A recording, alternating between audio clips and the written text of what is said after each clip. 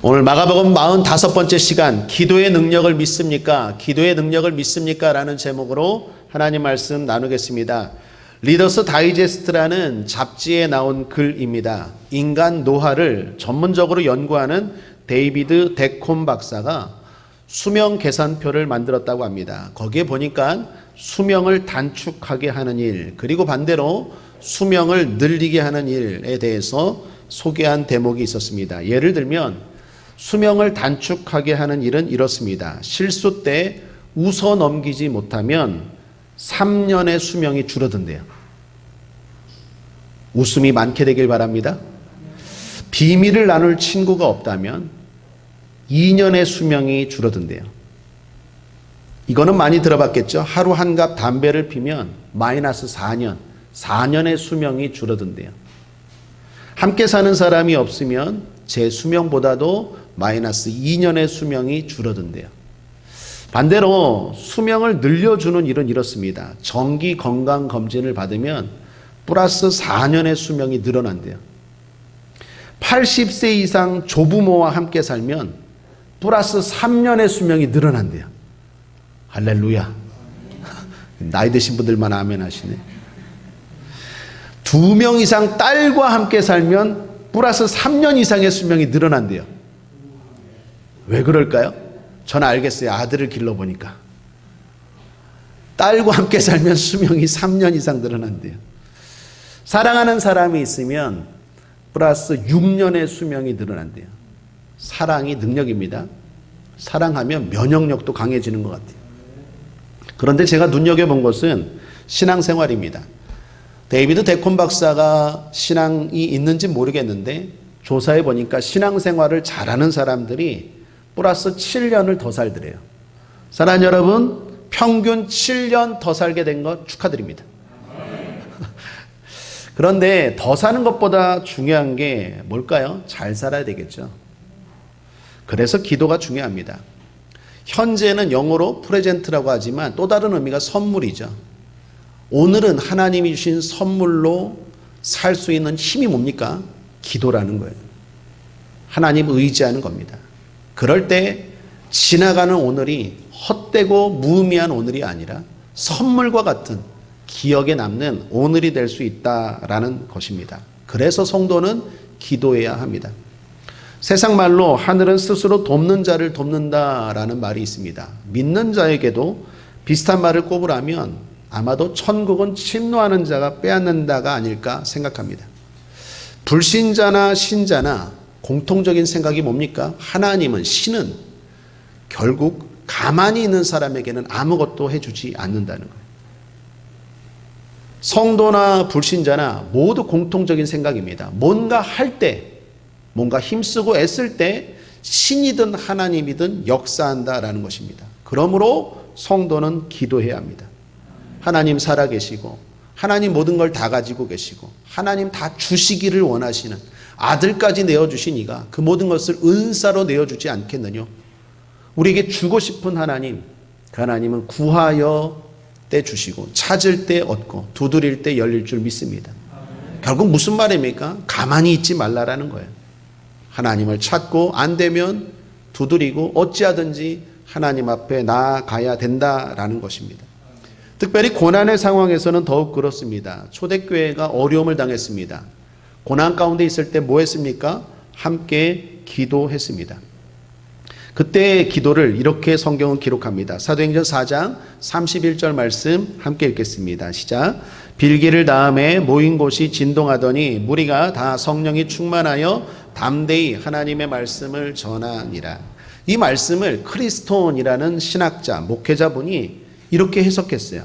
모인 곳이 진동했더니 거기 있던 사람들은 더 이상 진동하지 않았다. 참 멋진 해석이고 멋진 말인 것 같아요. 모인 사람들이 기도로 진동했더니 더 이상 근심과 염려와 두려움의 문제로 흔들리지 않았다라는 거예요. 여러분의 기도가 살아있으면 여러분 흔들리지 않습니다. 하나님이 역사하시고 함께하는 줄 믿습니다. 우리나라 최고의 야구 감독 중 한 분이죠. 김인식 감독님. 그분의 간증입니다. 이분이 60세라는 늦은 나이에 예수님을 영접했습니다. 그런데 신앙생활한 지 6개월 되었을 때 뇌경색이 찾아왔습니다. 그리고 사지가 마비되기 시작했습니다. 그때 이분이 본격적으로 기도를 하게 됩니다. 6개월 동안은 그냥 신앙생활이 왔다 갔다였는데 뇌경색이 오고 사지가 마비되고 어려움이 찾아오자 진짜 하나님을 찾게 돼요. 온 가족이 함께 야구하듯이 스포츠 선수들, 프로 선수들 열정적이죠. 그 열정적으로 하나님을 찾게 됩니다. 간절히 기도합니다. 놀랍게도 한 달 반 만에 기도가 시작된 지 한 달 반 만에 호전되고 더 나아가 치료 완치되었어요. 담당했던 의사 선생님도 놀랄 정도로 이분이 건강을 완벽하게 회복했다라고 합니다. 이때 김인식 감독님이 살아계신 주님을 체험하고 만났다라고 고백합니다. 이전에는 그냥 교회를 다녔는데 그 주님을 만나고 나서 삶은 완전히 달라졌다라고 고백합니다. 그러면서 자연적으로 40년 동안 해오던 술, 담배도 끊었대요. 끊은 게 아니라 끊어진 거죠. 여러분, 빛이 오면 어둠을 몰아내는 게 아니라 자동적으로 어둠이 물러가는 것처럼 하나님이 내 인생 가운데 찾아오면요, 힘으로 능으로 안 되던 것들이 자연적으로 되어져요. 그러므로 안 할 것을 안 하는 게 아니라 할 것을 하면 자동적으로 안 할 것은 안 하게 됩니다. 하나님을 만나니까 그 모든 것들이 떠나가요. 한 번은 너무 변한 김인식 감독님에게 어떤 스포츠 기자가 질문했답니다. 감독님, 대단히 많이 변화된 것 같은데 특별히 경기 중에 스트레스 많이 받을 때 그럴 땐 요즘 어떻게 이기세요? 옛날에는 술과 담배로 이겼는데 요즘은 어떻게 이기세요? 그랬더니 감독님 말하기를 기도와 찬송으로 이기지, 그렇게 대답했대요. 특별히 경기를 하다 보면 승부처가 있지 않습니까? 야구 좋아하시는 분들 승부처가 있잖아요. 그때는요, 옛날에는 담배 피고 또는 고민하고 스트레스 받았는데 그때는 기도를 한대요. 속으로. 하나님 도와주시옵소서. 날 치료하신 하나님 도와주옵소서. 그리고 속으로 찬송을 흥얼거린대요. 어떤 찬송일까요? 제가 앞서 불렀던 찬송가 487장. 이 찬송이 그분의 애창곡이래요. 죄짓 맡은 우리 구주 어찌 좋은 친구인지 걱정 근심 무거운 짐 우리 주께 맡기세.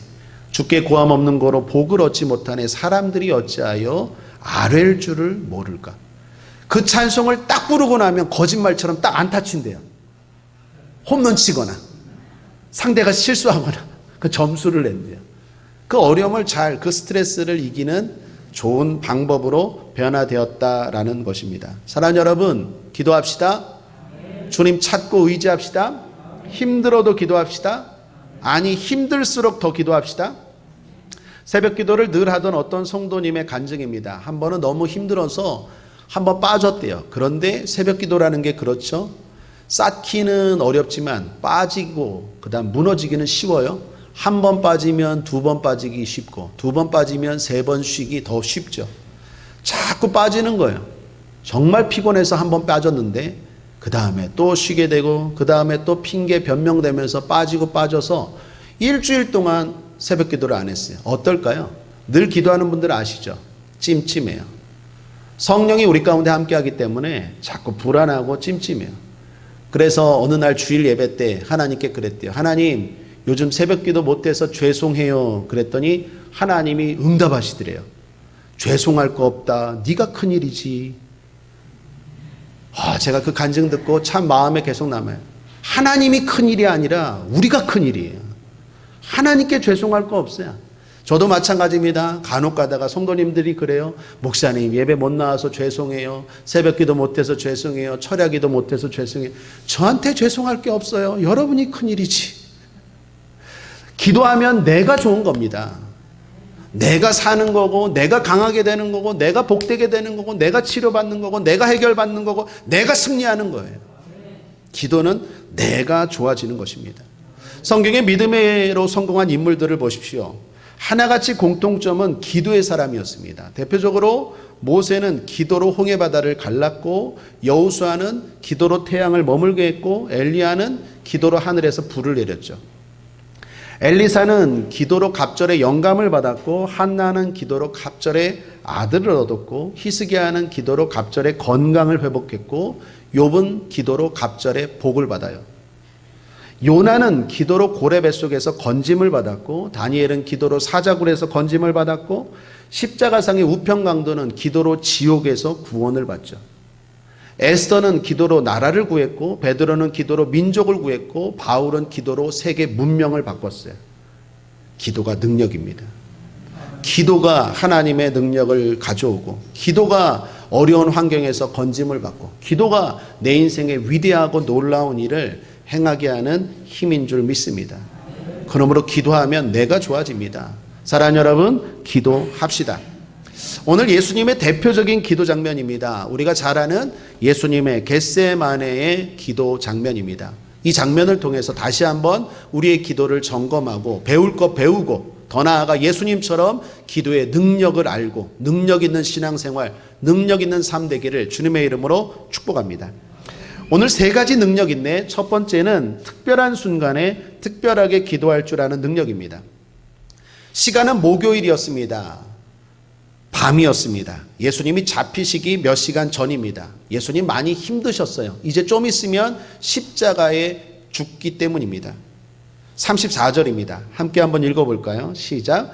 말씀하시되 내 마음이 심히 고민하여 죽게 되었으니 너희는 여기 머물러 깨어있으라 하시고, 내 마음이 심히 고민하여 죽게 되었대요. 이렇게 말한 적이 없어요. 예수님 정말 힘들었어요. 그런데 정말 힘들 때 예수님이 찾아온 곳, 예수님이 선택한 것이 무엇입니까? 기도였어요. 겟세마네 동산이었어요. 겟세마네 동산에 가서 기도하셨어요. 겟세마네는 기름을 짜다라는 뜻입니다. 기름을 짜듯이, 다시 말하면 평상시와 다르게 특별하게 기도했다라는 것입니다. 35절에 기도한 장면이, 모습이 나옵니다. 조금 나아가사 땅에 엎드려 될 수 있는 대로 이때가 자기에게서 지나가기를 구하여. 조금 나아갔다라고 말합니다. 제자들을 데리고 올라갔는데 예수님이 조금 나아갔대요. 조금 나아갔으면 얼마나 나아갔을까? 누가복음에 보니까 돌 던질 만큼이라고 말합니다. 여러분, 남자와 여자가 좀 다르겠지만 돌을 이렇게 힘있게 던지면 몇 미터까지 나갈까요? 한 3, 40미터? 대략 그 정도입니다. 예수님이 제자들과 겟세마네 동산에 올라갔어요. 특별히 베드로와 야고보와 요한을 데리고 올라갔는데, 너희들은 여기서 기도하고, 예수님은 어떻게 해요? 3, 40미터 정도 떨어진 데서 기도했대요. 특별히 거기서 기도했는데 소리가 들렸어요. 그만큼 간절히 부르짖어 기도했다라는 거예요. 그리고 어떻게 기도합니까? 땅에 엎드려 기도했대요. 보통 당시의 기도 방법은 서서 기도합니다. 서서 기도하는 게 일반적인데 예수님은 땅에 엎드렸대요. 평상시와 다르다라는 거예요. 그만큼 간절했다라는 거예요. 누가복음에 보면 이 장면을 좀 더 자세하게 기록하는데 예수님이 이렇게 기도했대요. 누가복음 22장 44절에 함께 읽죠. 시작.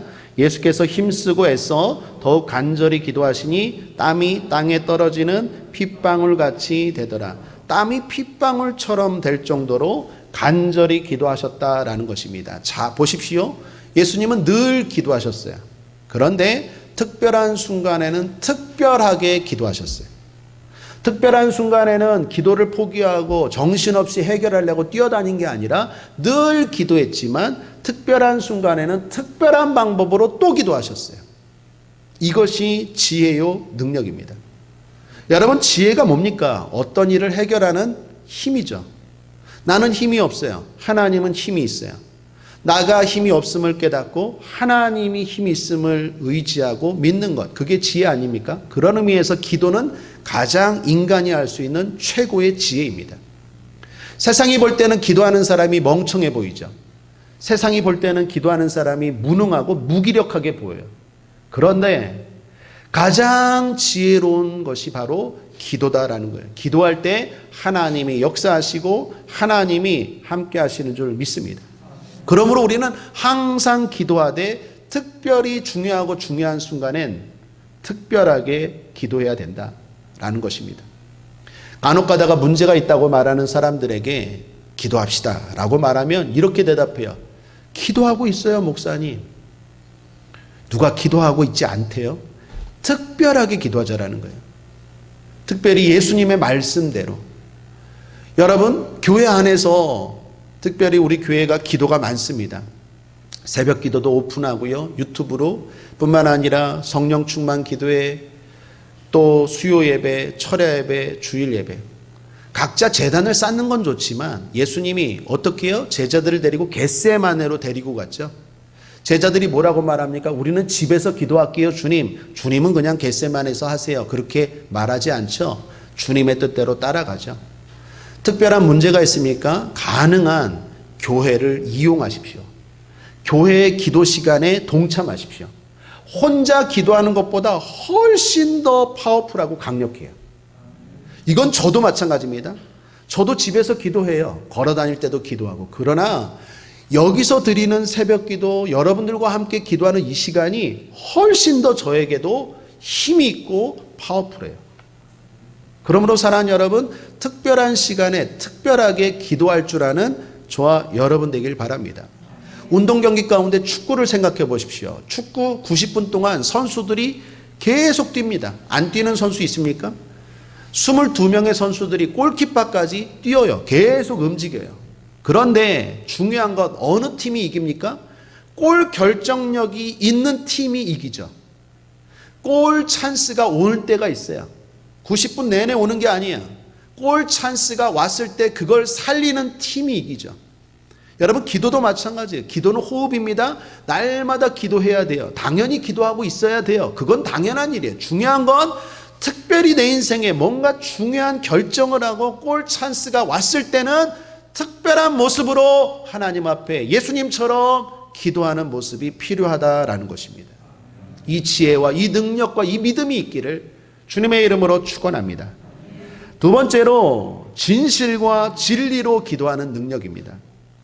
예수님은 간절히 특별하게 기도하셨습니다. 그런데 뭐라고 기도하셨을까? 내용이 궁금하죠?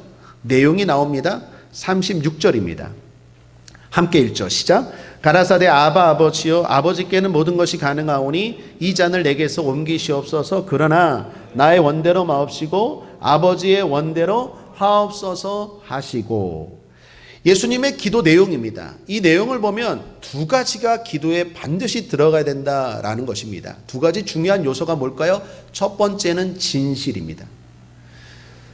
36절 상반절에 보면 가라사대 아바 아버지여, 아버지께는 모든 것이 가능하오니 이 잔을 내게서 옮기시옵소서. 주님은 고통이 싫으셨어요. 고통이 좋은 사람이 어디 있겠습니까? 주님은 고통이 싫었어요. 주님도 싫었어요. 그래서 어떻게 해요? 이 고통 피하게 해달라고 기도하십니다. 여러분, 우리의 기도도 마찬가지입니다. 기도하는 사람이 진실해야 돼요. 솔직해야 돼요. 힘들면 힘들다고, 어려우면 어렵다고, 살려달라고, 도와달라고, 치료해달라고 솔직하게 기도해야 됩니다. 기도는 흔히 대화라고 말하죠. 대화에서 중요한 게 뭐죠? 진실이죠. 여러분, 어떤 사람과 대화하고 싶지 않습니까? 진실하지 않은 사람. 겉으로는 막 웃고 겉으로는 막 하는데 세상 말로 속에서는 호박씨 까는 사람 다시 만나고 싶지 않죠. 다시 대화하고 싶지 않죠. 대화에서 제일 중요한 건 진실이에요.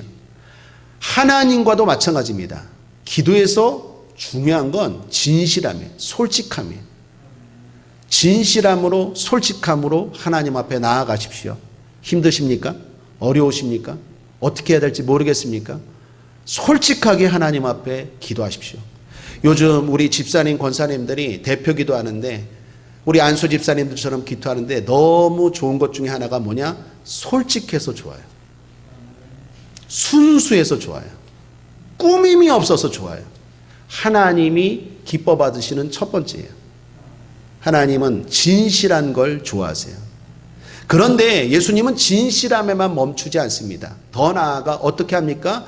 진리를 추구하세요. 36절 하반절을 보십시오. 그러나 나의 원대로 마옵시고 아버지의 원대로 하옵소서 하시고.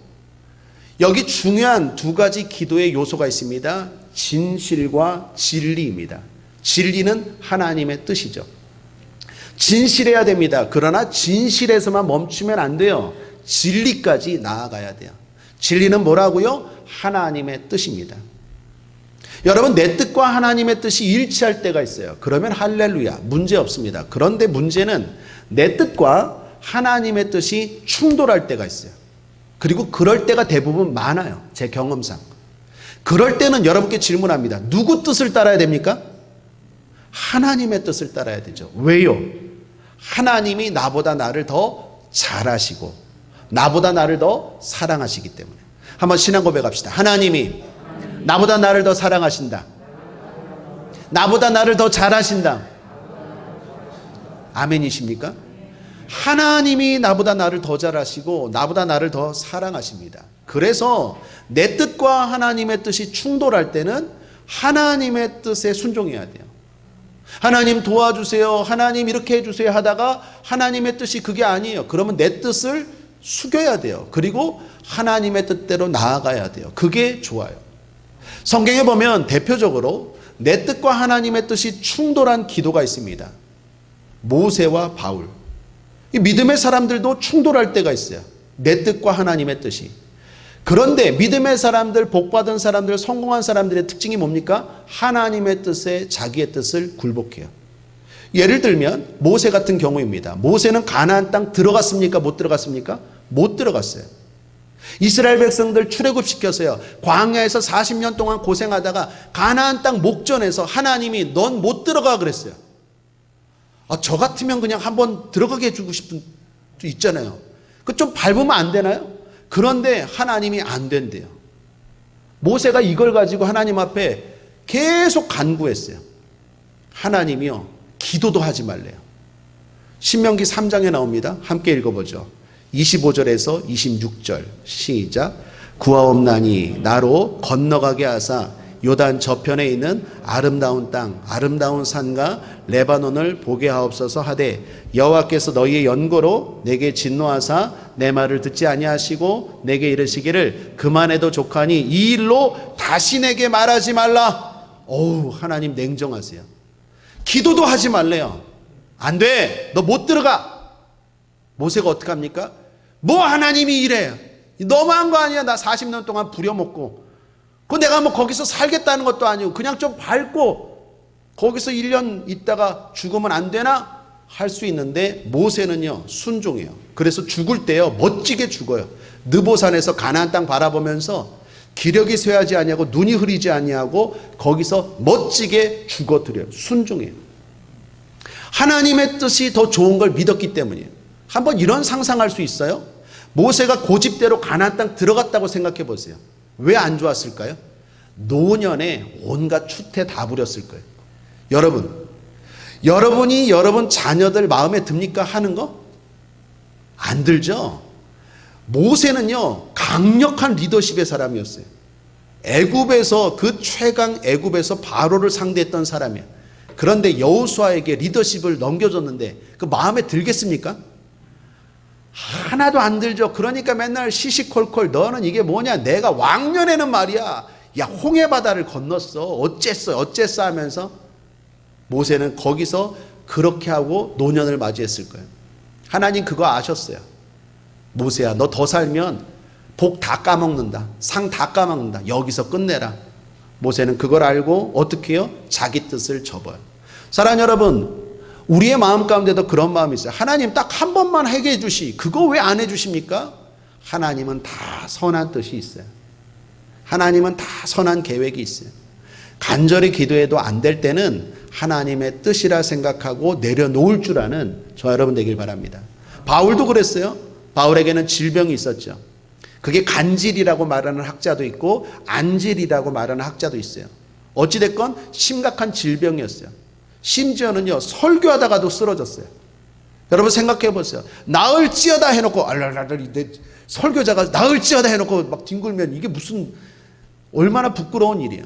근데 바울이 그게 있었어요. 그래서 하나님 앞에 간절히 기도했어요. 나도 치료해 주세요. 나도 치료해 주세요. 내가 기도해 주는 사람들은 나 치료해 주시면서 왜 나는 치료해 주지 않으세요? 하나님 앞에 간구했어요. 그런데 하나님이요 매몰차게 안 돼, 내 은혜가 좋게 이렇게 말하세요. 그게 고린도후서 12장 8절 9절이죠. 함께 읽겠습니다. 시작. 이것이 내게서 떠나기 위하여 내가 3번 주께 간구하였더니 내게 이르시기를 내 은혜가 내게 족하도다. 이는 내 능력이 약한 데에서 온전하여 짐이라 하신지라. 이러므로 도리어 크게 기뻐함으로 나의 여러 약한 것들에 대하여 자랑하리니 이는 그리스도의 능력으로 내게 머물게 하려 함이라. 하나님 거절했어요. 안 고쳐주셨어요. 바울이 어떻게 합니까? 원망합니까? 아니요. 하나님은 나보다 나를 더 잘하시고 나에게 뭔가 좋은 뜻이 있겠지. 그리고 받아들여요. 오히려 더 나아가 기뻐해요. 기쁨의 목적, 기쁨의 이유가 달라져요. 고린도후서 12장 10절입니다. 그러므로 내가 그리스도를 위하여 약한 것들과 능욕과 궁핍과 핍박과 곤란을 기뻐하노니 이는 내가 약할 그때에 곧 강함이니라. 여러분 생각해 보세요. 바울은 모든 걸 다 가진 사람인데다가 3층 천까지 올라갔다 온 사람이고 수많은 능력을 행한 사람이에요. 근데 질병까지 제하면 얼마나 교만했겠습니까? 제가 알기로 조용기 목사님도 질병이 있었다라고 들었어요. 그게 어떻게 보면 그게 나를 붙잡아주는 힘이에요. 사람이 다 가지잖아요. 그러면 좋을 것 같죠. 반드시 교만해서 넘어져요. 제가 목회를 하고 신방을 하다 보면 어떤 가정은 다 좋은데 몸이 약해. 어떤 가정은 다 좋아요. 그런데 돈이 없어. 어떤 가정은 다 좋은데 자식이 속을 썩이네. 근데 그것 때문에 겸손해지더라고요. 그것 때문에 하나님을 찾아요. 그것마저 없으면 어떻게 될까요? 더 하나님을 잘 섬기고 더 하나님을 기쁘게 할까요? 절대로 그렇지 않아요. 사람은 교만하게 돼요. 하나님이 우리를 잘 아세요. 나를 사랑하세요. 그래서 때로는 내 뜻과 하나님의 뜻이 다를 때가 있어요. 사랑하는 여러분, 다시 한번 권면하고 축복합니다. 진실되게 기도하되 진리를 추구하게 되기를, 하나님의 뜻에 순종하기를 주님의 이름으로 축원합니다. 바라기는 하나님의 뜻과 우리의 뜻이 맞으면 할렐루야. 그러나 하나님의 뜻이 우리의 뜻과 안 맞을 때는 하나님 뜻 앞에 굴복할 수 있는 저와 여러분 되기를 주님의 이름으로 축복합니다. 자, 그런데 여기서 하나 더 짚고 나갈 것. 예수님은 어떻게 하나님의 뜻을 아셨을까요? 오늘 겟세마네 기도에서 꼭 짚고 넘어가야 되는 것 중에 하나가 하나님의 응답이 없어요. 하나님이 침묵하셨어요. 여러분 예를 들면 요단강에서 예수님이 세례를 받으실 때 생각해 보십시오. 세례 받을 때 비둘기 같은 성령의 역사가 보였어요. 하늘에서 소리도 들렸어요. 이는 내 사랑하는 아들이라. 그 소리가 들리고 그 찬란하고 영광스러운 자리 가운데 사람들이 예수님을 숭배했어요. 세례 요한이 예수님을 높였어요. 변화산에서는 어땠을까요? 베드로와 야고보와 요한을 데리고 변화산에 올라갔을 때요, 모세가 환상 가운데 등장하고 엘리야가 등장했죠. 그런데 하늘에서 소리가 들렸어요. 예수의 말을 들어라. 그런데 오늘 여기 겟세마네 기도에서 보면 하나님이 응답하셨다라는 얘기가 없어요. 예수님은 어느 때보다도 간절하고 어느 때보다도 크게 기도하고 30m, 40m 떨어진 사람이 들릴 정도로 땀방울이 핏방울 될 정도로 간절히 기도하고 부르짖었는데 하나님이 침묵하세요. 그 어두운 밤보다 더 칠흑 같은 침묵이 예수님은 더 괴로웠을 거예요. 자, 그런데 여기서 중요한 것, 예수님이 어떻게 그 하나님의 침묵 가운데 하나님의 뜻을 아셨을까요? 기도하는 사람은 알아요. 한번 따라할까요? 기도하는 사람은 압니다. 여러분, 기도하는 사람은 공감하실 거예요. 하나님이 침묵하셔도 하나님의 뜻이 뭔지를 기도하는 사람은 알아요.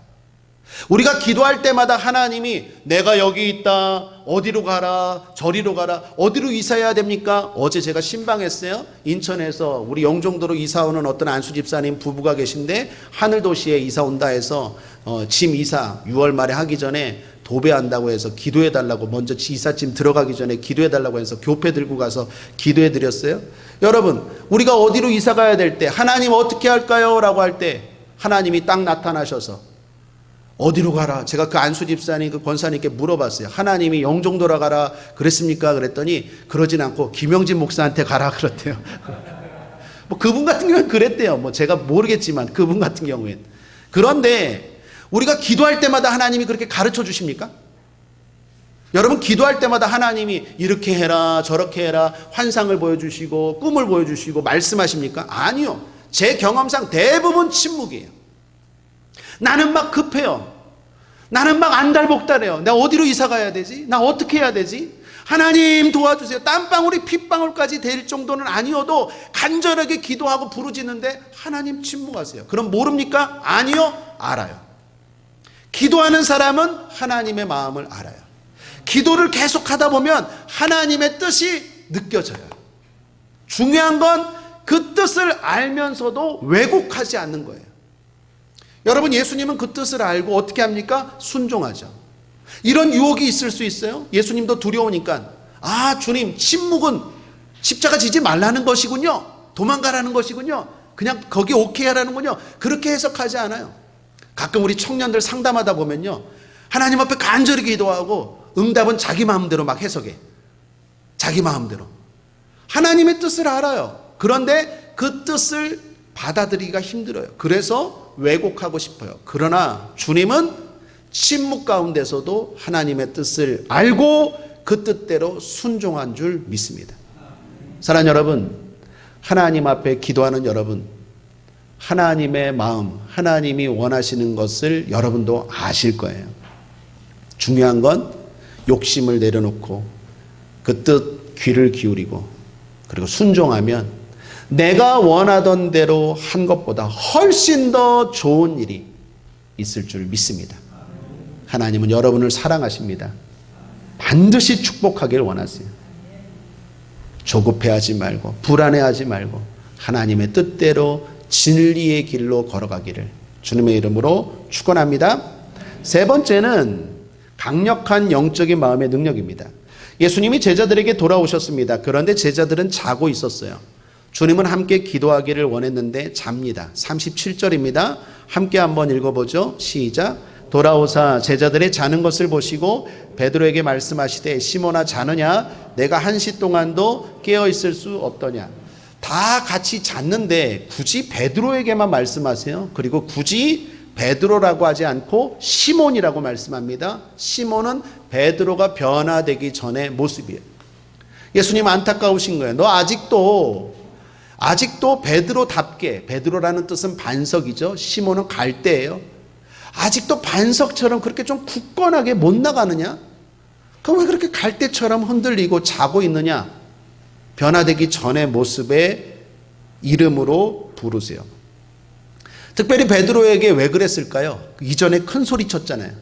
예수님을 부인하지 않겠다고, 진리의 길을 걸어가겠다고 큰 소리 쳤죠. 어떤 고난도 이기겠다고 큰 소리 쳤어요. 그리고 그 마음은 진심이었습니다. 그러나 현실은 어떻습니까? 잠 고난 하나도 이기지 못해요. 큰 소리로 되는 게 아니라 기도로 되는 거예요. 큰 소리 친다고 되는 게 아니라 기도로 되는 거예요. 아멘입니다. 믿습니다 해야 돼요. 크게 아멘하고 크게 믿습니다 해야 돼요. 그러나 그걸로 되는 게 아니라 기도가 뒷받침돼야 돼요. 큰 소리 쳤던 베드로는요. 잠 고난 하나도 이기지 못하고 기도에 실패합니다. 여러분 기도에 실패하면 어떤 일이 일어날까요? 오늘 베드로의 모습을 통해서 예수님의 모습을 통해서 확연하게 발견할 수 있어요. 기도에 실패한 사람은요. 두 가지의 모습이 나타나는데 첫 번째는요. 허둥지둥돼요.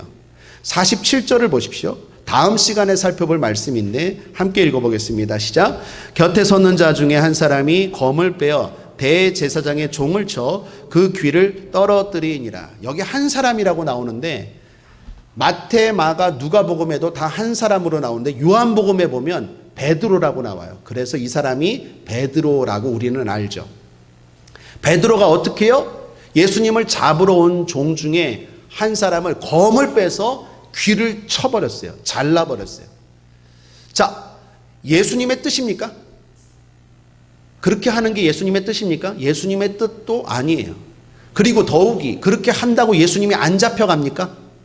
아니요. 그것도 아니에요. 거기다 더욱이 끝까지 베드로가 예수님을 막는 것도 아니에요. 우리 예수님 못 데려가 그런 것도 아니에요. 다시 말하면 이건 대단히 감정적이고 즉흥적이고 순간적인 행동이에요. 여러분 기도하지 않잖아요. 그럼 문제가 닥쳤을 때 허둥지둥 돼요. 허둥지둥. 그냥 감정적으로 즉흥적으로 그냥 막 본능이 움직이는 대로 행동해요. 그게 바로 베드로예요. 기도에 실패한 사람의 모습이에요. 그러다가 안 되면 어떻게 합니까? 포기하고 도망쳐버려요. 50절입니다. 제자들이 다 예수를 버리고 도망하니라. 기도에 실패한 사람의 두 가지 특징입니다. 문제를 만날 때 급해요. 허둥지둥돼요. 그냥 생각대로 움직여요. 본능대로 움직여요. 그리고 좀 해보다 안 되면 포기해버려요.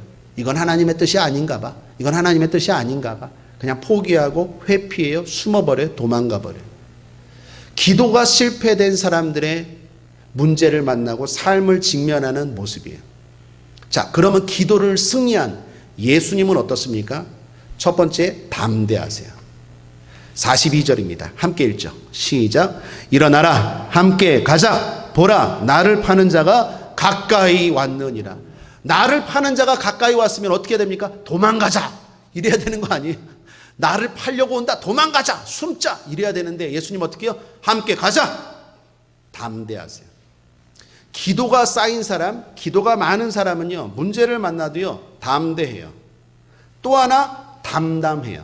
제가 언어 유희를 좀 쓴 건데, 담담이에요. 담담해요. 여러분, 예수님이 갈릴리 언덕에서 십자가를 지실 때 보면 성경이 뭐라고 말합니까?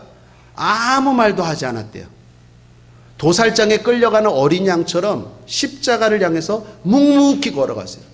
사람들이 조롱합니다. 네가 세상의 메시아냐? 너 하나도 구원 못하면서 네가 무슨 세상을 구원한다고 막 욕하고 조롱하고 손가락질하는데 예수님은요, 차분하세요. 평온하게 담담하게 그 길을 한 걸음 한 걸음 걸어가세요. 여러분, 기도의 승리자의 모습을 보십시오. 기도로 승리한 사람은요, 두 가지 특징이 나타나는데 문제를 만나도 담대해요. 또 하나는요, 차분하게 해결해 나가요. 은근히 일 안 하는 것 같은데 은근히 일을 해결해 나가요. 기도에 실패한 사람, 기도의 자리에서 자고 기도의 영적인 자리에서 마귀한테 자꾸 실패한 사람은요, 문제가 만나면 호들갑을 떨어요. 그냥 막 여기저기 전화하고 뭐 아이고 내가 어떻게 해야 되나 막 여기저기 하고, 그렇다고 또 끝까지 하는 것도 아니에요. 하다가 그냥 안 되면 포기하고 또 정신이 없어요. 베드로예요. 기도가 승리한 사람은요, 어떤 문제를 만나도 담대해요. 그리고 담담해요. 그러면서도 일이 착착착착 풀려가요. 사랑하는 여러분, 기도의 승리자 되기를 주님의 이름으로 축원합니다. 우리 옆 사람과 한번 인사할까요? 담대하시네요. 평안해 보이시네요. 한 분이 졸다가 놀랐어요. 인사시켰다가. 사랑하는 여러분, 담대하시고 담담하게 여러분의 인생을 잘 이겨나가기를 주님의 이름으로 축복합니다. 자, 끝으로 하나 중요한 것. 제자들은 왜 잤을까요? 기도의 자리에서 우리도 그렇잖아요. 안 자고 싶죠. 제자들은 왜 잤을까요? 주님이 그 이유를 말씀하세요. 38절에 이렇게 말씀하시죠. 기도에 실패한 제자들에게 하신 말씀입니다. 함께 읽죠. 시작. 시험에 들지 않게 깨어있어 기도하라. 마음에는 원이로되 육신이 약하도다 하시고. 여러분 잘 들으십시오. 이 부분에 대해서 많은 분들이 오해하시는 것 같아요.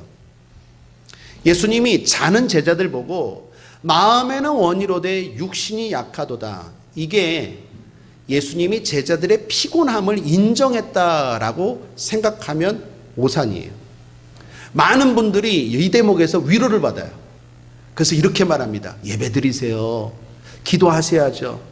그럼 이렇게 말해요. 마음은 원인데요, 목사님. 육신이 약해서요. 나이 들어서, 뭐 아파서, 뭐 연약해서. 이 본문을 근거로 자기 합리화로 써먹어요. 여러분, 이 본문은요, 예수님이 그러라고 하신 말씀이 아니에요. 정반대예요. 성경이 오늘 우리에게 주는 건 너희의 실패, 기도하지 못하고 예배드리지 못하고 자꾸 빼먹는 것, 그걸 변명하는 그러한 근거 본문으로 들이대는 게 아니라 오히려 경계의 말씀으로 삼아 너희들은 이기라는 거예요. 자, 그럼 무슨 뜻일까요? 원어를 보면 앞에 마음과 뒤에 육신이, 앞에 마음은 영적인 마음이고 뒤에 육신은 육적인 마음이에요. 여러분, 우리 안에는요, 다 두 마음이 있어요. 영적인 마음이 있고 육적인 마음이 있어요. 성도들은 어떤 마음이 강할까요? 영적인 마음이 있죠. 사랑하는 여러분, 기도하고 싶습니까? 전도하고 싶습니까? 어떤 성도들 붙잡고 얘기해 보세요. 아, 나는 예배 드리고 싶지 않아요. 난 기도하고 싶지 않아요. 그런 사람들 하나도 없어요. 기도해야죠. 예배 드려야죠. 하나님 의지해야죠. 다 그런 마음이 있어요. 할렐루야. 혹시 없습니까? 그럼 오늘 새신자 교육 받아야 돼요. 다 있어요. 예수 믿는 사람은요, 예수를 믿는 사람은 다 영적인 마음, 영적으로 하고 싶은 게 마음이에요. 그런데 또 하나 어떤 마음이 있냐면 육적인 마음이 있어요. 놀고 싶은 마음, 쉬고 싶은 마음, 자꾸 자기 연민, 그런 게으른 마음, 나태한 마음들이 있어요. 바울은요, 이 두 마음이 싸운다 그랬어요. 갈라디아서 5장 17절을 보십시오. 함께 읽죠. 시작. 육체의 소욕은 성령을 거스리고 성령의 소욕은 육체를 거스리나니 이 둘이 서로 대적함으로 너희의 원하는 것을 하지 못하게 하려 함이니라. 우리 안에 두 마음이 있어요. 그래서 우리의 원하는 것을 하지 못하게 해요. 원하는 건 뭡니까? 하나님의 뜻대로 살고 하나님 앞에 영광 돌리고 기도하고 응답받고 기도하고 복받고 그렇게 살아서 하나님의 뜻을 이루어내고 우리의 가정과 우리의 삶 가운데 그걸 실현하고 싶은데, 그런데 육적인 마음이 어떻게 해요? 그걸 또 못하게, 이 두 마음이 싸워요. 이 두 마음이 어떻게 이길 수 있습니까? 영적인 마음이 강해야 돼요. 다시 말하면 여러분, 제가 철회 때 얘기했지만요, 인천순복음교회에서 사회를 볼 때 강대상에서 보면 3층 4층 발코니가 있는데 4층 발코니 오른쪽 세 번째 의자에 있는 남자분 매주일 졸아요. 제가 사회를 볼 때마다 딱 사회를 보잖아요. 그러면 4층 발코니 오른쪽 앞에서 세 번째 자리에 있는 남자분, 설교만 시작되면 한 주도 빠짐없이 졸아요. 그 다음 주 내가 또 봐도 또 졸고, 그 다음 주 또 하필 또 거기만 앉아. 거기가 잠이 잘 오는 장소인지 그 설교만 시작하면 자요. 피곤해서요? 아니요. 여러분, 피곤이 원인이라면 예수님은요? 예수님은 더 피곤한데? 예수님은 더 피곤한데 앉았잖아요. 피곤의 문제가 아니라 마음의 문제예요. 영적인 마음이 약하니까 자꾸 어떻게 해요? 육적인 게 눌리는 거예요. 그러므로 여러분, 결론적으로 권면합니다. 영적인 마음을 강하게 먹게 되길 바랍니다. 처음부터 교회 들어올 때, 기도할 때, 예배 드릴 때부터 여러분 승패는 갈리는 거예요.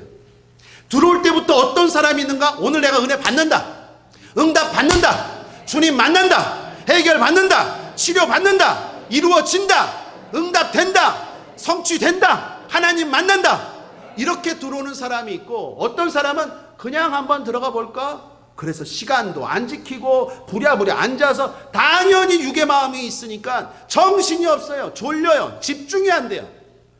백발백중 아무리 기도의 자리, 능력의 자리, 은혜의 자리, 주님과 함께 있어도 역사가 안 일어나요. 사랑하는 여러분, 영적인 마음을 강하게 먹게 되길 바랍니다. 시편 31편 24절에 강하고 담대하라 여호와를 바라는 너희들아. 하나님의 도움을 바랍니까? 하나님이 도와주시기를 바랍니까? 강하고 담대한 마음으로 오셔야 돼요. 어리숙하게 왔다가는 졸아요. 맨날 왔다가 졸아요. 하나님의 능력과 하나님의 응답과 하나님의 역사가 일어나는데 엉뚱한 생각하고 드라마 생각하고 집 생각하고 세상 생각하고 아니면 졸다가 그냥 왔다 갔다 가는 거예요. 누구는 응답받는데, 누구는 변화되는데, 누구는 점점 잘 되어가는데, 복에 복을 받고 지경에 지경이 넓혀지는데 나는 맨날 그 자리예요. 거기서 헤어나질 못해요. 그리고 문제만 만나면 허둥지둥되고 아무것도 해결 안 되고, 남들은 착착착착 담대하게 담담하게 진행해 나가고 전진해 나가고 복에 복을 더하시고 지경에 지경을 넓히시는 하나님의 축복을 받는데, 나는 맨날 문제가 오면 허둥지둥대다가 해결 안 되고 그렇게 한 해가 가고 한 해가 가요. 왜요? 처음부터 마음에 결정이 되는 거예요. 예배 드린다고 한다면, 기도하다고 한다면 영적인 마음을 강하게 먹으셔야 돼요. 마귀가 절대로 가만히 안 둬요.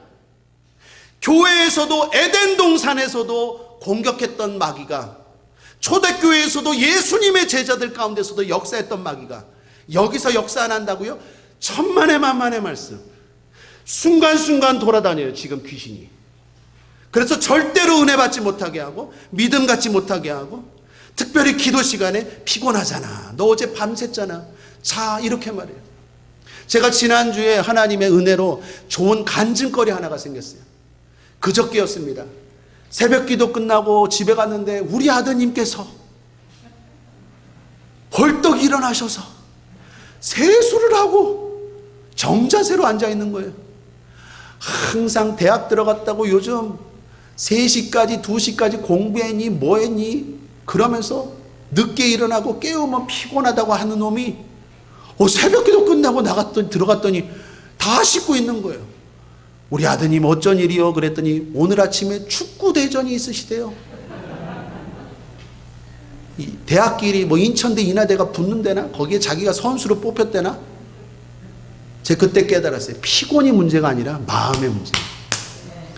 여러분, 마귀한테 지지 않게 되길 바랍니다. 그런 마음으로 아무리 교회를 다니고 기도를 해도 아무런 역사가 일어나지 않아요. 오히려 예수 안 믿는 사람이나 예수 믿는 사람이나 문제가 닥치면 똑같이 행동해요. 이 자리는 역사의 자리, 하나님의 능력이 임하는 자리인 줄 믿습니다. 마음을 강하게 먹어야 돼요. 하나님 살아 계신다. 오늘 내가 하나님 만나야 돼. 내가 오늘 하나님 응답 들어야 돼. 언제까지 이 문제를 지고 계속 가야 되나? 언제까지 이 질병, 언제까지 이 고민, 언제까지 이 갈등을 계속해야 되나? 오늘 내가 하나님 꼭 만날 거야. 예수님처럼 특별한 방법으로 땀방울이 핏방울까지는 아닐지라도 간절히 기도하고 그런 마음으로 나아갈 때 마귀가 역사하지 못해요. 그게 마음은 원이로되 육신이 약하도다. 왜 영적인 마음을 강하게 먹지 못하느냐, 육적인 마음에 눌리느냐 라고 주님이 책망하시는 말씀의 뜻입니다. 우리 국제하모니의 모든 성도님들은 예배 드릴 때마다 승리하고 기도할 때마다 역사가 나타나고, 그래서 여기서 힘을 받고 지혜를 얻어 세상에 나아가서는 담대하게 담담하게 여러분의 문제를 해결하고 나가는 그렇고 복된 성도님들 되기를 주님의 이름으로 거듭 축원합니다. 아멘. 말씀을 정리합니다. 기도의 능력을 믿습니까? 라는 제목으로 말씀을 나누었습니다. 기도는 능력입니다. 예수님은 기도로 누구보다 능력 있는 삶을 사셨습니다. 예수님의 기도의 능력의 비밀로 3가지를 살펴보았습니다. 예수님은 특별한 순간에 특별하게 기도할 줄 아는 능력이 있으셨습니다. 항상 기도하셨지만 특별히 기도할 줄도 아셨습니다. 예수님은 진실과 진리로 기도하는 능력이 있으셨습니다.